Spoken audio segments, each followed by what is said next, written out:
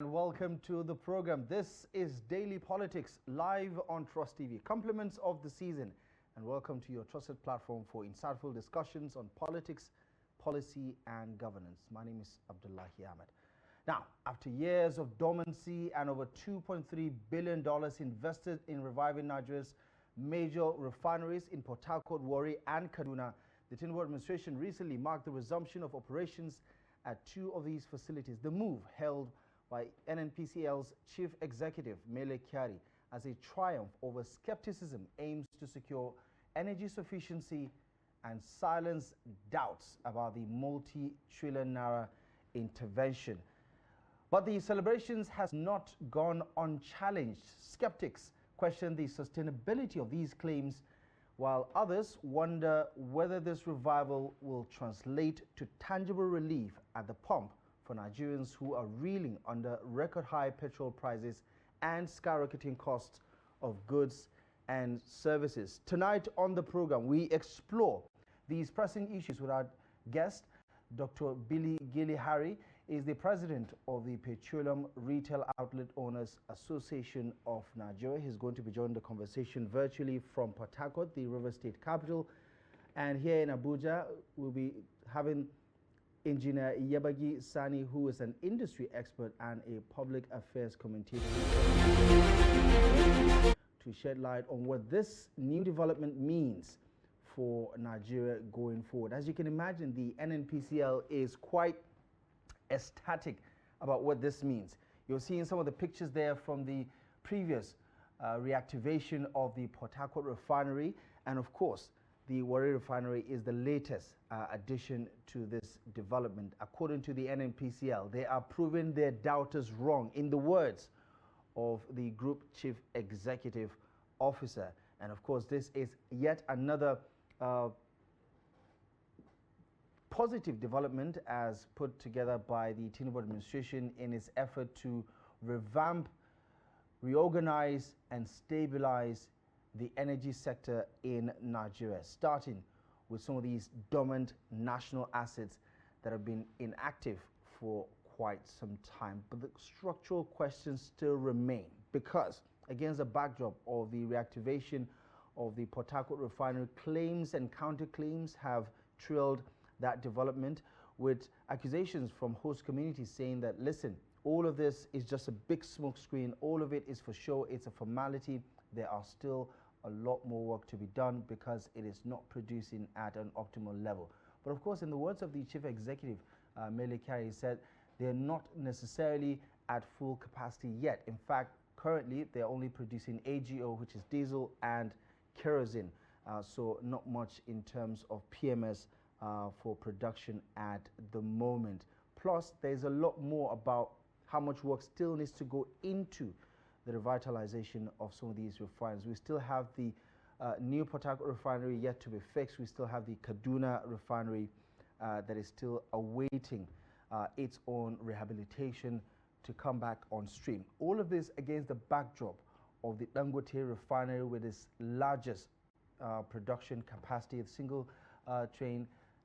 largest single train refinery in the world, with 650,000 barrels per day capacity. All of that meaning that Nigeria is slightly, witnessing, or significantly, I might add, depending on which side of the argument you stand, witnessing some sort of a revolution in the downstream sector. This competition, according to Ahmed, is only good news for Nigeria, especially in terms of pricing, because if much of this product is being refined locally, the competition between the likes of Dangote and the NNPCL, two of the major players in the sector, would definitely mean lower prices going forward. And that can only be good news for Nigerians who want to address these energy crises in terms of the pricing that Nigerians have continued to face. All right. We're going to take a quick break. When we come back in just a moment, we'll have our guests join the conversation and shed light on what this means going into the new year, especially considering Nigeria's energy security concerns. Join us after the break.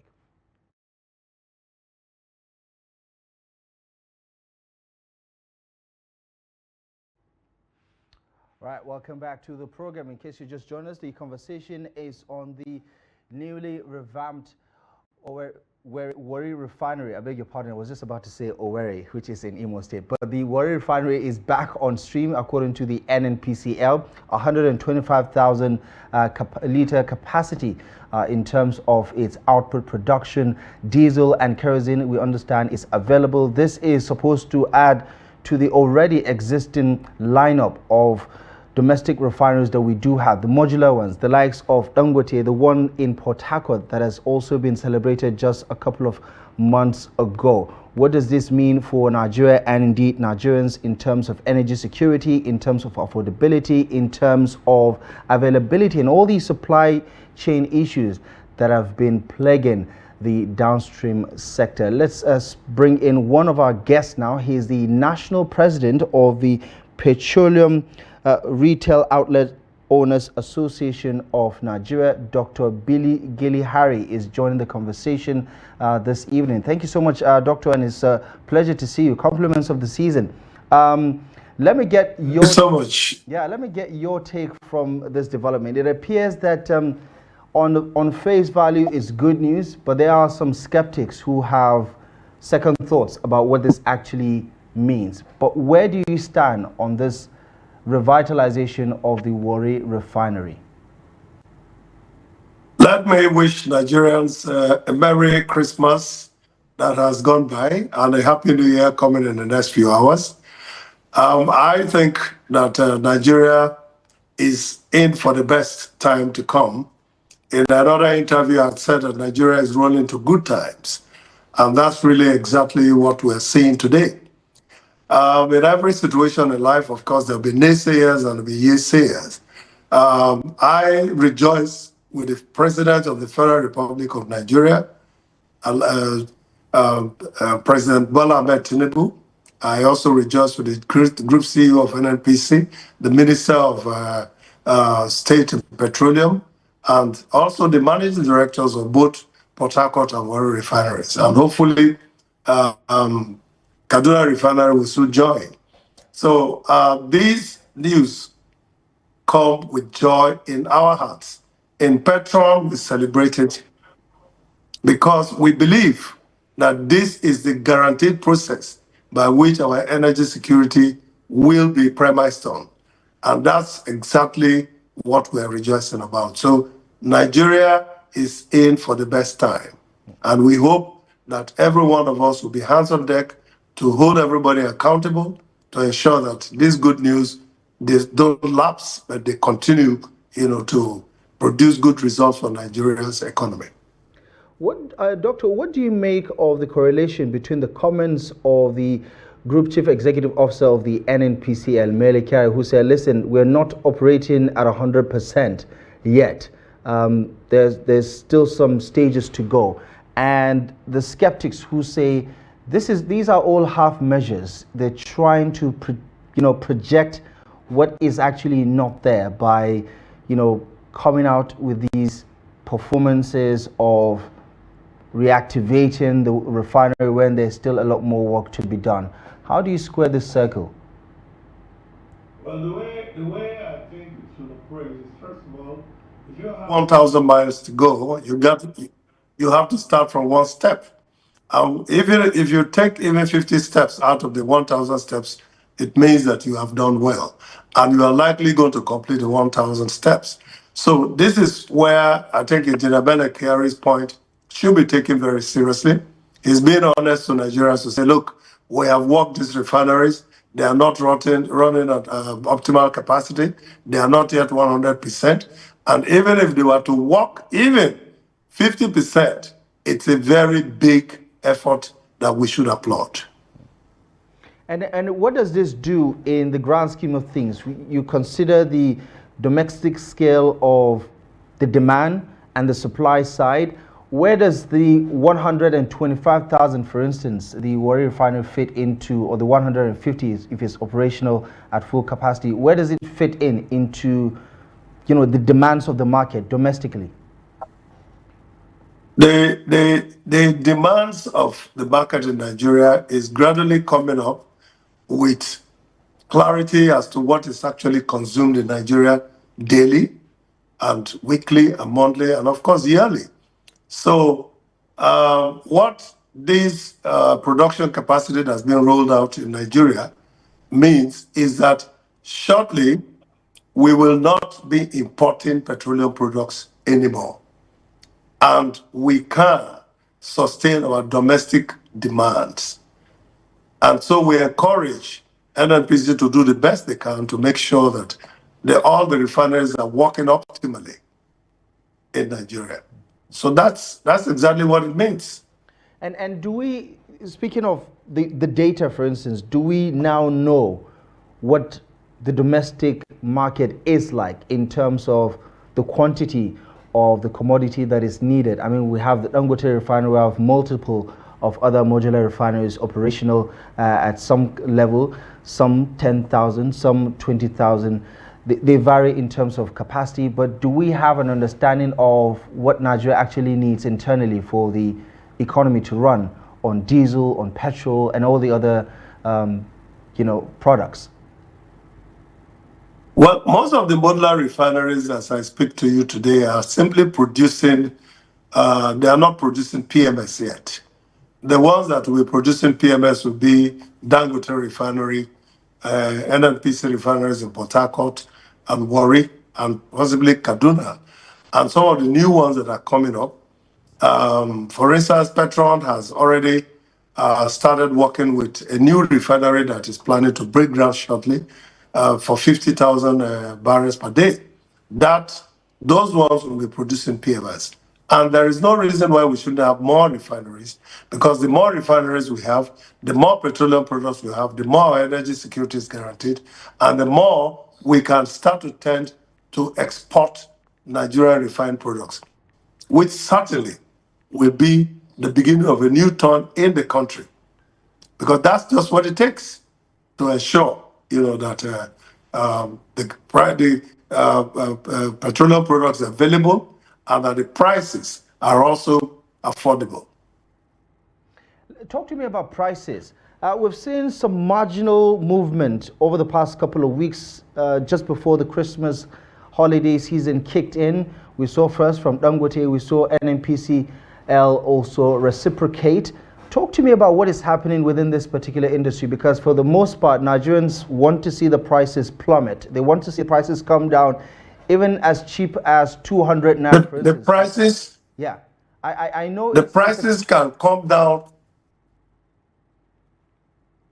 The prices can come down optimally as far as product availability is guaranteed.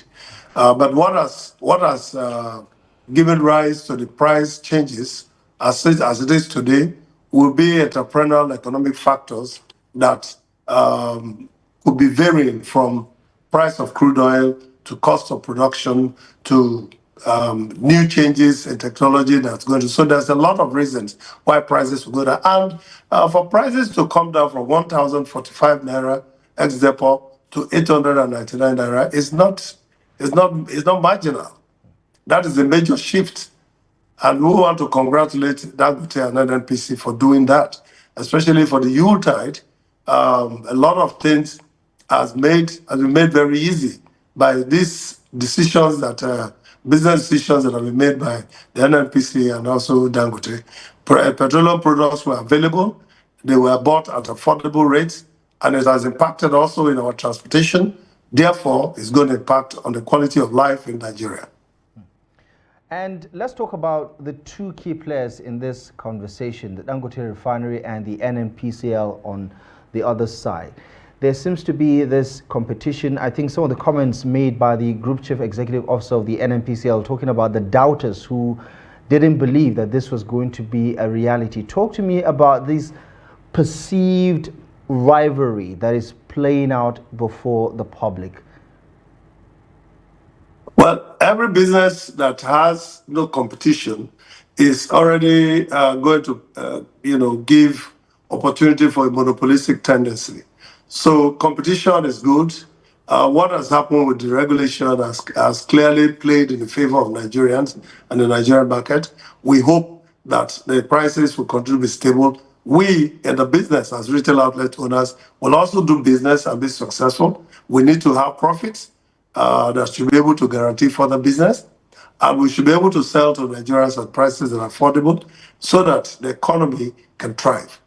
So I think that there is a healthy competition that's going on, and I believe that Nigerians will be the better for it. And doctor, if we're being honest, is this actually competition? I mean, Dangote producing a 650,000 optimal production, and NNPC, I mean, if you put all the four refineries together, they perhaps would get you somewhere around 300,000 to 400,000, which is less than what Dangote is capable of putting out in terms of capacity. Is this, in the real sense, a competition? Well, well, if you have a Goliath that's 7 feet tall, and you have a David that is 4 feet 5 inches tall, it's still a competition. And there was no telling that David was going to win the war, and David won. So in any place where you have two players, there is going to be competition, and that's what it is. So if you are talking about scale of preference and scale of production, then you can now address that.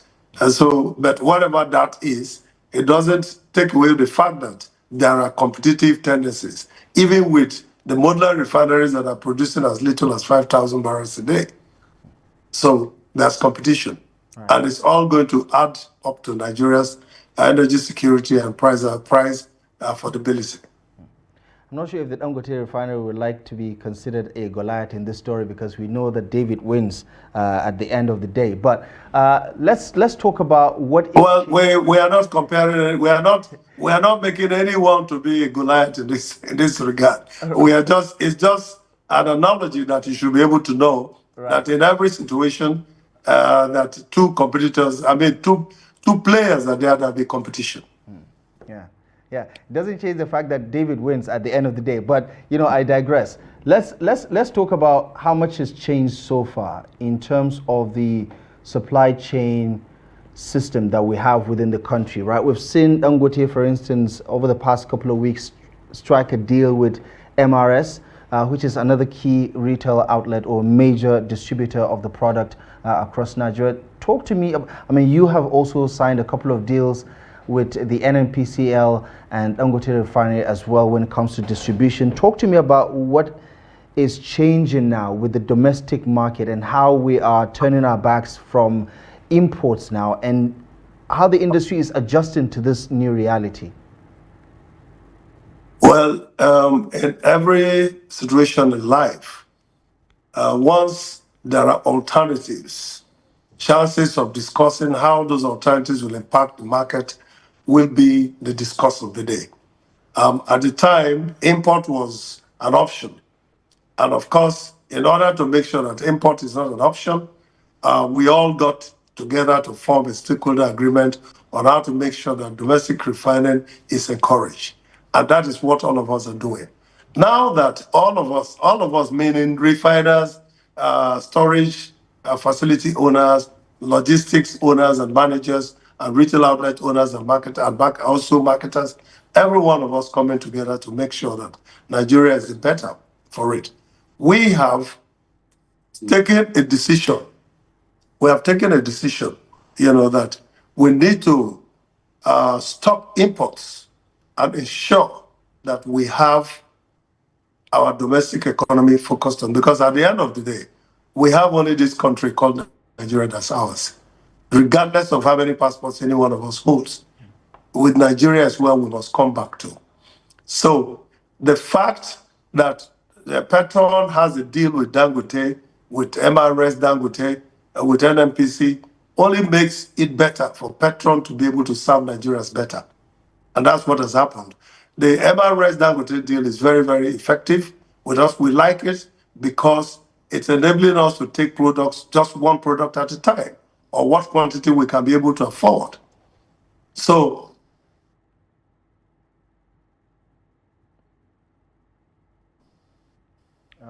we are very much, so that's where we are. Right. Okay. We lost the connection for a split second there, but let's double down on what the production in Warri Refinery, for instance, will focus on, because they are talking about three particular items, right? They're talking about kerosene, they're talking about AGO, which is the automotive gas oil, and heavy and light naphtha. So for the most part, we're not going to see any PMS production. And as an insider yourself, I was wondering if you could tell us about what the challenges are likely going to be in terms of the expectations, because for Nigerians, when an announcement like this is being made, it looks like a total solution to the problem that we're dealing with in terms of energy sufficiency and affordability. So what can you tell us about what realistically the expectations are? We always talk about managing expectations going forward. So what are the expectations in terms of players like you, for instance, within the industry? Well, the expectations we have is that we should have products available to us, and we should be able to have access to funds that's not going to be too expensive for us, and we should be able to serve Nigerians more efficiently and more productively. Productively in the sense that we should be able to make petroleum affordable in the retail outlet space and ensure that Nigerians enjoy the best in this segment, because we have all seen how PMS is impacting on all of our daily lives. And so we need to really, really take the patron business of retailing very seriously and ensure that we give answers to what must make Nigeria better. Doctor, over the past couple of weeks and months, since we've been talking about these developments with you, Petron's position, you've been speaking quite positively about some of these developments. There are some Nigerians who are scratching their heads in disbelief, critics who say these are half measures that should not be celebrated, and we should be honest about the gaps that still exist. Why do you have so much faith in the low-hanging fruits and the perceived turnaround with these refineries? Because first, I believe in Nigeria. I have a lot of confidence in Nigeria. I believe that this country is a great country that is waiting to happen. And also, something that you can understand. But why do you have such a positive perception about these developments? Well, I was trying to answer you that I don't know if we crossed words. Can you repeat what you said so I can respond? Yeah. I was talking about public confidence being quite low about the NNPCL's performance, their handling of the four refineries over the past couple of decades, and now what appears to be a reaction to the coming of Dangote refinery. A lot of people, still don't think that the NNPCL is fit for purpose in managing these refineries successfully. But you seem to have some sort of confidence in the NNPCL going into these areas of revamping, reactivating, and running these refineries. Why do you have such a positive, confidence? I am running an organization that is having thousands and thousands of retail outlets. And these retail outlets will need petroleum products from these refineries while we stopped import to be able to be in business. My job as national president would be to look very inwards into what is the possibilities and what are also not able to happen. I have a very strong technical team that advise me across the world, actually, and we are very well informed about the dynamics of what's going on. NNPC doing what they're doing, I don't think is a reaction to any other company. I believe that it is a challenge they've posed on themselves. That they can't be there paying salaries to empty refineries that are not producing anything. That in itself is enough challenge. So if NNPC has turned around to say, no, we got to make this country better, I think we should give them credit for that and applaud them. Other than that, everybody is entitled to the opinion. And yes, for public confidence, NNPC needs to work itself very well to get the public to be confident about the organization. NNPC needs to be more transparent. NNPC need to, because it's our commonwealth, and all of us have a reason and a right to know. So for us, all after that, is NNPC sitting up now to walk their talk? The answer is yes, and that is where Gilly-Harry and Petron will have confidence in the effort they are making. As we congratulate Dangote Refinery for changing the narrative, we also congratulate NNPC for rising up to the occasion.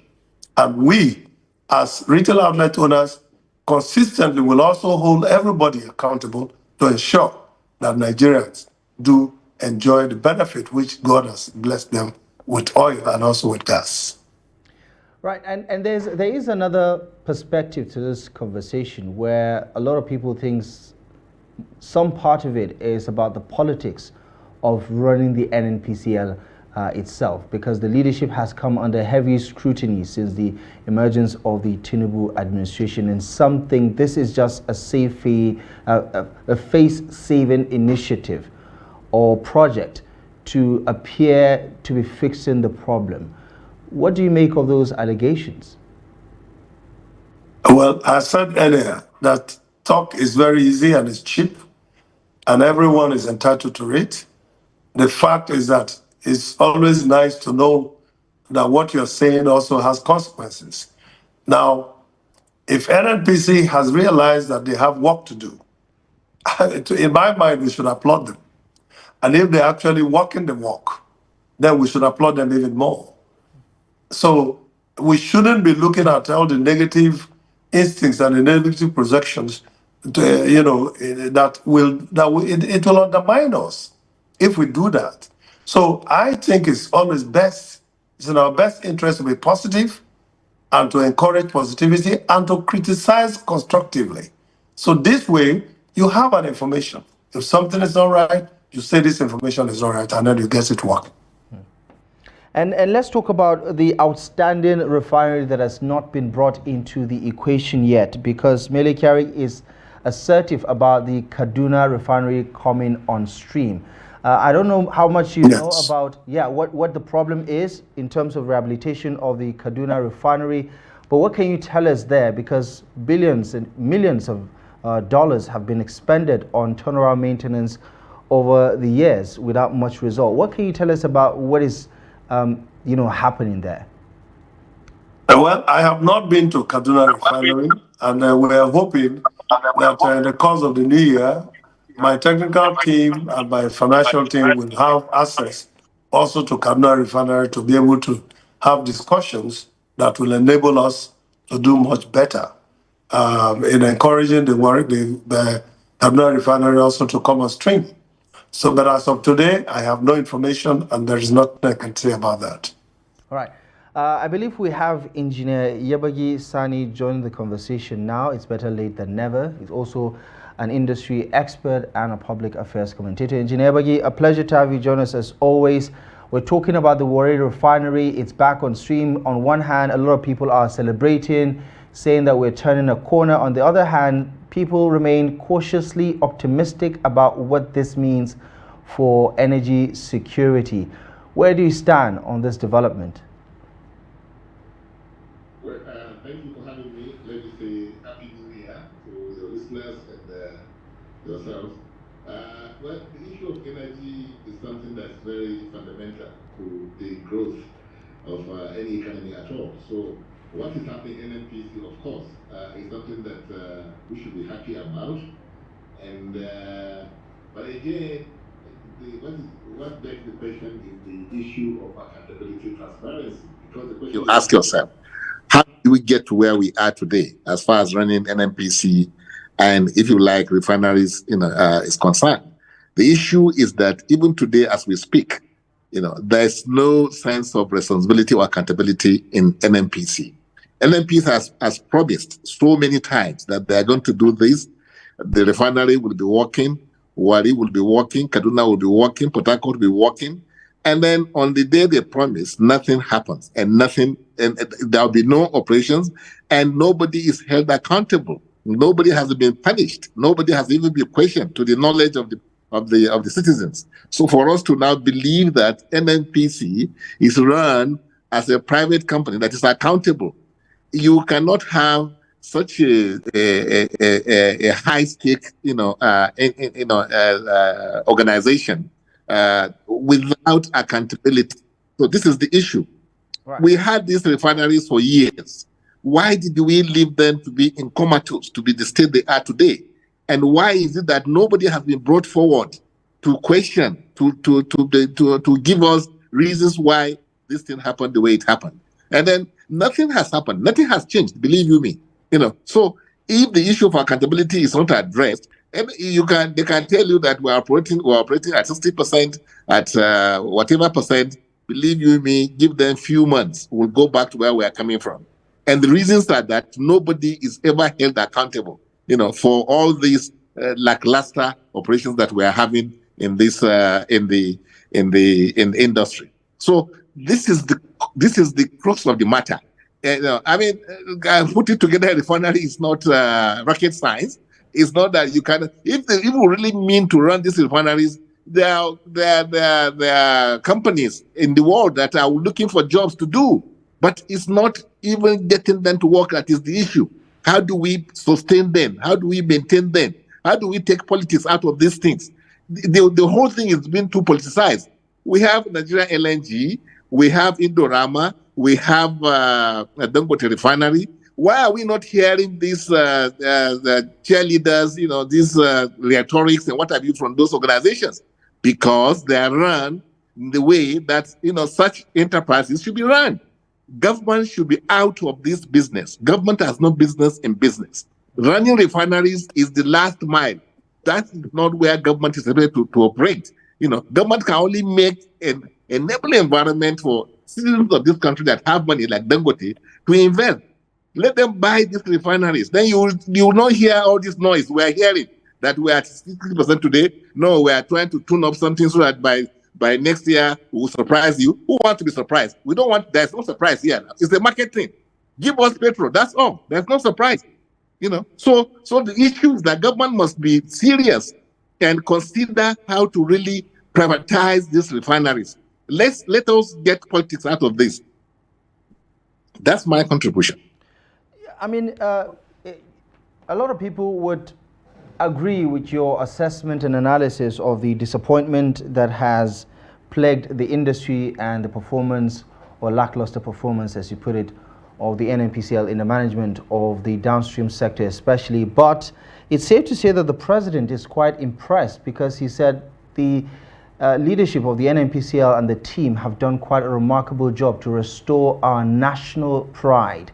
The president believes they are turning a corner. And like Dr. Gilly-Harry said, he believes the NNPCL now is walking the talk. Why do you disagree that they are changing the narrative? When the president came on board, he never talked about diesel, naphtha, kerosene. The only thing he talked about is PMS, that is petrol. That is what has got the Academy of Nigeria and the government of Nigeria in the position they are today. NNPC has done nothing to improve that situation of production of petrol in Nigeria. Nothing has happened as far as NNPC is concerned, as far as the core issue that we are dealing with today in the economy, which is the issue of PMS, supply. So nothing has happened. So if the president is also being economical, if he says that he's impressed with what they have done, that is also politicization of the issue. And this is about our economy. This is about our people. We should wake up. We should call a spade a spade. NNPC has not lived up to his expectation. The billions invested in that enterprise, in that organization, we shouldn't be having what we're having today. And nobody has been put before the court to tell us what has happened. Mr. President should please do Nigeria a favor by putting NNPC on their toes, not playing politics. Right, Dr. Gilly-Harry, I don't know if you're there, but clearly you have. Yeah, I'm here. I'm listening to my very good friend. Yeah, how do you respond to this? Clearly he feels very strongly about the dissatisfaction within the players in the industry, and some of these agencies that have been saddled with responsibility of guaranteeing energy security, affordability, and availability. I mean, how do you counter his arguments about the years of disappointments and dissatisfaction that Nigerians have had to experience? Well, I'm sure you were surprised to see me smiling and laughing because my friend my friend hasn't changed at all. This is him. You know, he speaks just exactly what he believes in. And like I said earlier, we are not going to say what somebody is saying is right or is wrong. The fact is, we should all do the best we can to encourage Nigerians and those who are saddled with responsibility to be transparent, to be hardworking, and to be result-oriented. The fact is simple. NNPC needs to be transparent, more productive, and while we're expecting all of that, we needed also to ensure that they are applauded for the little good works that they are doing. And actually, for us in Petroleum Product Retail Outlet Owners Association of Nigeria, we believe that what the NNPC has done is worth applauding. What the President of the Federal Republic has done is what applauded. A refinery is not going to produce just only a mono product. It will produce as many products as are possible from a refined, that should be refined from crude oil. So I will, say that he's entitled to his opinion. He's my very good friend, and this is how I know he is. He will speak his mind at all times, and just like me, speaking my mind in a way that I am confident and very convinced about. So that's how it is. NNPC has walked a few steps into their 1,000 steps, and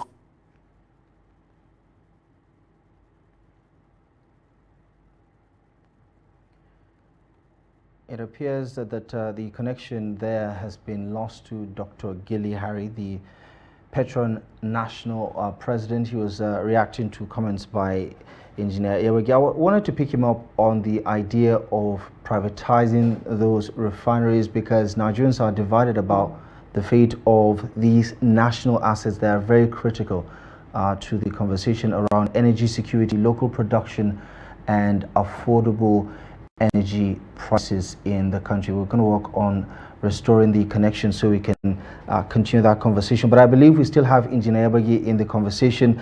So let me just double down on the idea that, listen, while we're at it, the president appears to have confidence in the NNPCL's handling and management of the situation. Talk to me about this competition between the NNPCL. I don't know if you took time to listen to some of the remarks of the Group Chief Executive of the NNPCL, speaking, I believe, to people like you who don't believe that they have what it takes to, make this a reality. And despite all of these failed deadlines that have not been met over the years, now it's a reality. And at 60%, some would say that is a good enough development for us to take. But what are your major concerns going forward? Since obviously the president is very confident about the leadership of the NNPCL handling these refineries, what are some of your concerns about what could go wrong, for instance?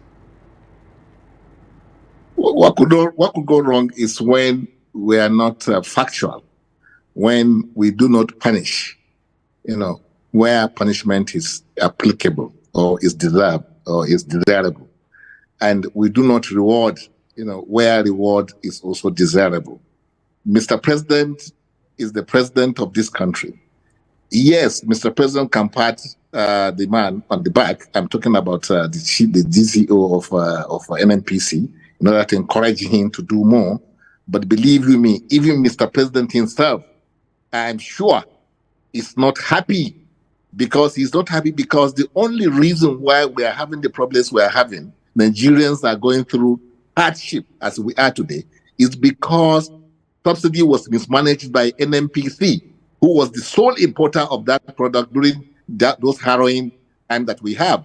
Today, nothing has been done except Dangote that has lived up to the expectation, that has saved this country as far as the issue of production of PMS is concerned locally, NNPC, given the billions invested in that company, has not impressed even Mr. President, if the truth must be told. And even NNPC themselves know. And that's why I talked about the environment under which NNPC is operating. The refineries are supposed to be run by private enterprises, private individuals, so that we can get the efficiency which this economy requires, to operate and at the level the president wants us to operate. I know that the president is trying to get this economy to operate at a highly geared, capitalist system, whereby efficiency will be the word. The only way that can happen is when you look at the petroleum industry, especially that sector of the economy, and privatize those last mile, entities like refineries, like depots. That should be done so that we should not continue to suffer. Look at, we have even the West African countries we are talking about that we don't want to. Why shouldn't we be able to satisfy those markets? Since we have this product here, we should build the capacity to be able to satisfy the demand, not only internal demand in Nigeria alone, but the West African countries that depend on Nigeria for petrol. Nigeria has that capacity. So that's the point I'm making. We cannot be toying with the future of this country, like Mr. President himself said, that wasting money on subsidy is like toying with the future of this country. Now, deceiving ourselves that NNPC is working when it's not working is also toying with the future of this country. That's why I'm saying that they should be put on their toes. They should hold their feet to fire. We have given them so much money. We're giving them all the things that is required. What is stopping them from making these things to work? That question should be asked. And the issue of accountability is also very, very important, because you can get them to work. If somebody is stealing and nobody cares, how do you maintain those refineries? It is the issue of maintenance. And why do we have maintenance issues? Is because nobody was accountable. Those depots did not have meters at the time they were working. Trucks were loading without any records that you can refer to, that they've loaded so much today, this is how much is left in the tanks. They don't have that system. How do you expect such an enterprise to work if you don't have a system of monitoring and control of your stock? So we need to go back to the basics, and we need to be serious with how we run the public enterprises that we have in this country, like that sector of the economy we're talking about. So yes, I commend the effort that at least they are sitting up, but they are not doing anything yet that will move the needle. If we must look at the issues, seriously, and be fair and be sincere with ourselves. Okay, if you have to, right, give a positive assessment of what is happening right now, because Nigerians are paying for the first time this year less than what they were paying, say, 4 or 5 months ago for a liter of petrol, right? Which is a good thing. And can't remember the last time any of these refineries were last functional in the past decade. But some would say these are still positive developments. If you have to give a positive analysis or the glass half full version of your assessment, right? Are we heading in the right direction? No, not at all. We're not. We're not being sincere with Nigerians. We said we are delegating the market. We said there's not going to be any intervention, by government. Our money will not be used to subsidize anybody. So what magic did we do to in the last 4 months, like you said, to bring the price down to the level it was? That is, government is spending our money, some other ways without telling the people. So if you want to deregulate, and then take off your hands from the subsidies. So we have to be sincere. If you have to go by the market, the price of crude oil has not changed dramatically to give you that less. If they were working with the price of crude as one of the major inputs, which determines the price, what has happened? To the price of crude. What has happened to the regulation that we're talking about? And if the subsidy was not in this budget, 2025 budget, then or if the subsidy was off, like the president said, then where is the money coming from? Whose money are we using to now bring the price down below the market price? Right. So we have to be truthful. We have to be honest. Right. So you have no faith whatsoever in Mele Kyari or the NNPCL team to get the job done, and you think the confidence of the president is misplaced? Yeah, exactly. The rhetorics cannot do it. It's about economy. Economy, you can't run economy with rhetorics. It will expose you. Before you know it. So the issue is that we have to be factual. We have to be serious. We have to tell the Nigerians the truth. What is happening? Right. And then how can you come and say that the refinery is working? Warri refinery is back, but there's not a liter of PMS that is produced. When the only problem we have in this country is about PMS. Diesel, we don't have much problem with diesel. Government is not funding diesel. Government is not funding Kero. There's no subsidy on those products that they say they are now producing. They're producing, so what? If you are producing those, the ones that you need to produce to help the economy of this country is the PMS. All right. Okay.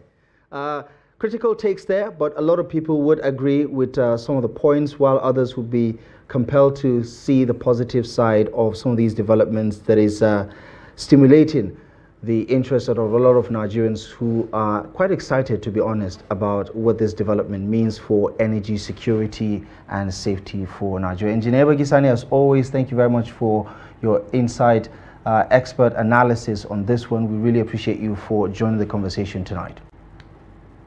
Thank you, Abdul. Right.